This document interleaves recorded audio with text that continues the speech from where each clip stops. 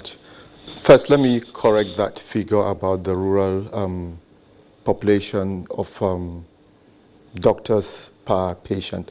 It's actually one doctor per 30,000 rather than 300,000. So pardon me. So please note that correction. Now, I think the 2025 budget of 2.48 trillion naira is a remarkable improvement in terms of it's actually double of what we had last year, even though in terms of percentage of the national budget, it's about 5.18%. I think it's not about much what we need to do differently than how prudent we need to be and how well focused we should be on our targets in terms of implementing the existing policies.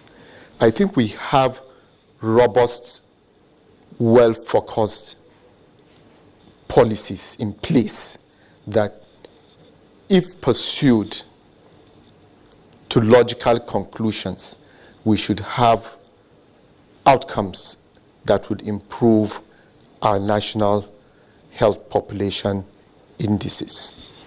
The sector-wide approach to coordinating the issues of health in this country is innovative, and it allows both national and subnational level players to put innovations, talents, and resources together to focus on the key deliverable outcomes that are measurable in the health sector.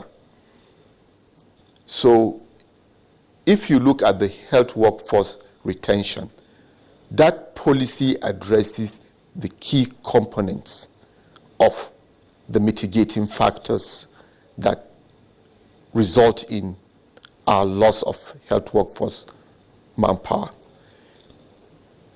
If you look at the policy on standardization of healthcare facilities, each healthcare facility is supposed to be certified as a primary, a secondary, or a tertiary healthcare facility, which means it must fulfill basic standards of the components of the health manpower, the health infrastructure, diagnostic requirements, as well as the kind of treatment and the facilities for that treatment it must offer on the minimum level. But so far, the implementation of that certification has not started. So we need to make sure such certification is put in place. We've talked about the one conversation, one budgeting, one monitoring, and so on and so forth, which are very good policies. But we have to understand that to deliver health care, you need the personnel.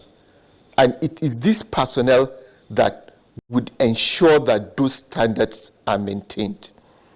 In order for them to be able to do that, I think it is very important that moving forward from 2025, we are also able to provide a minimum benchmark for the welfare of those healthcare providers who provide this care, in terms of minimum benchmark for remuneration, minimum benchmark for the standard of their own welfare, and for the standard of their workplace environment.